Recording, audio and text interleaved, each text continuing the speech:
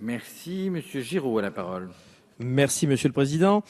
Monsieur le ministre, la situation des collectivités ayant contracté des emprunts indexés sur le cours du franc suisse s'aggrave depuis que la Banque nationale suisse a abandonné le cours plancher qu'elle avait établi en septembre 2011 pour lutter contre l'appréciation de sa devise. L'envol du franc suisse décuple les indemnités de remboursement anticipé, les IRA, dont les collectivités doivent s'acquitter pour renégocier leurs contrats. Cette situation concerne plus de la moitié des emprunts dits toxiques de nos collectivités. Dans ce contexte, cumulé avec la loi de validation législative du 29 juillet 2014, le gouvernement se retrouve face à une situation délicate avec un nombre limité d'options.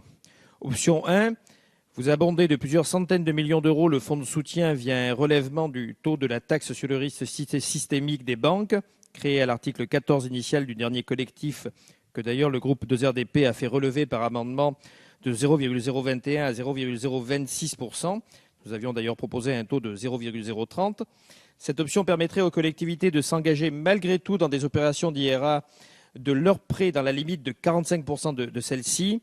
Il pourrait provenir des recettes d'impôt sur les sociétés issues de la non-déductibilité des dispositifs fiscaux sur les banques que vous avez instaurés en dernier collectif, ou encore d'une partie de la contribution de l'État au Fonds de résolution européen. Option numéro 2, vous imposez aux collectivités d'assumer leurs pertes au nom de la responsabilisation des élus et à engager à moyen terme, voire à court terme, des faillites locales impliquant un monitoring par la Chambre régionale des comptes et la mise sous tutelle préfectorale de collectivités, et même de certaines qui auraient été reconnues pour leur gestion vertueuse, comme par exemple la ville de Chartres.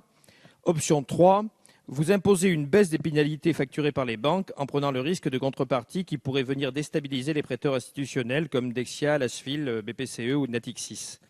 En tout état de cause, la mécanique et le modèle de ce fonds doivent être révisés et remettra au cœur de l'actualité des décisions de justice à venir courant février. Monsieur le ministre, quel est le scénario du gouvernement? Je vous remercie.